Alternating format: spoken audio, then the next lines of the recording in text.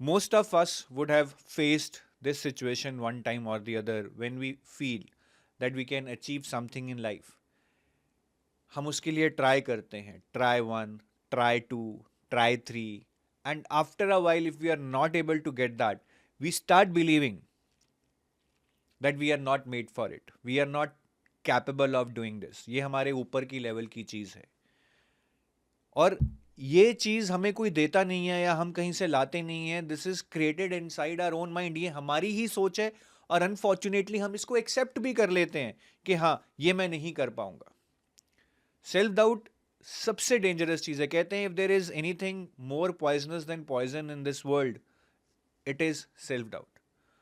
महाभारत में श्री कृष्ण से अर्जुन पूछते हैं कि वो कौन सी चीज है, वो कौन आदमी है जो अपना विनाश खुद ही कर लेता है, जो सफलता से कोसों दूर है, जो कभी भी जीवन में अपने पोटेंशियल को नहीं रियलाइज कर पाता. तो श्री कृष्ण इसका आंसर देते हैं, संशयी आत्मा विंशति, कि जो आदमी खुद पे संशय करता है वो खुद ही अपने विनाश की तरफ भागता है. So winning over self doubt is very important. And it is not easy. I must say it is not easy. It is a very long and continuous process where you have to remind yourself कि नहीं यार, मेरे में कुछ तो है, मैं कर सकता.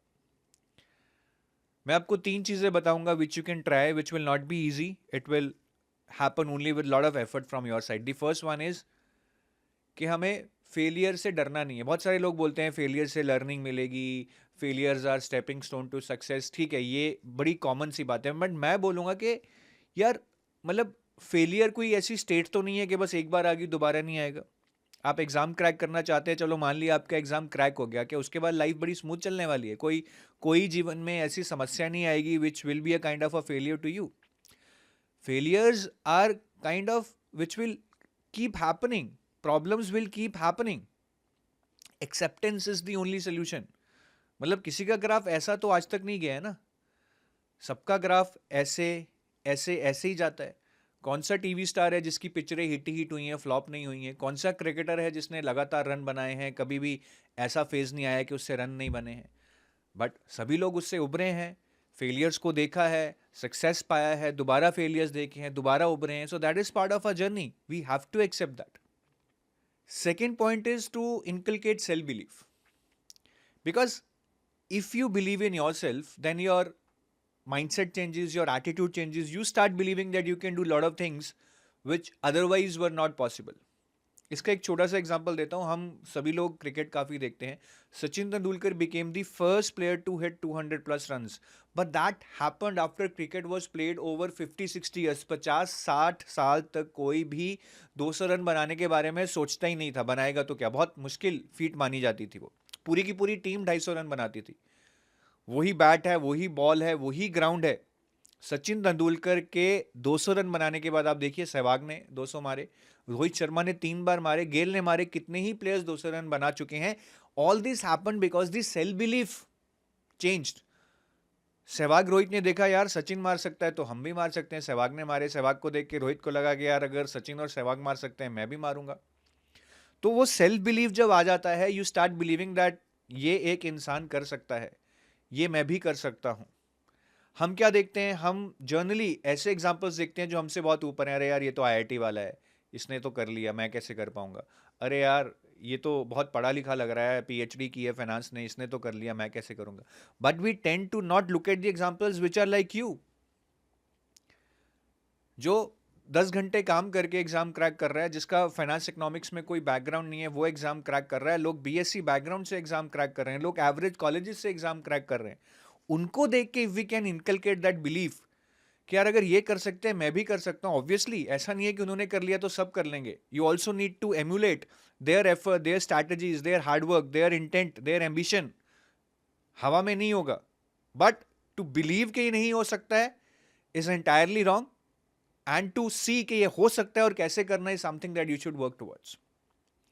और तीसरी चीज जो हम बहुत बुरी करते हैं कि हम जी तो वर्तमान में रहे हैं, लेकिन वी स्टार्ट बिलीविंग कि यार पता नहीं फ्यूचर तो बहुत खराब है.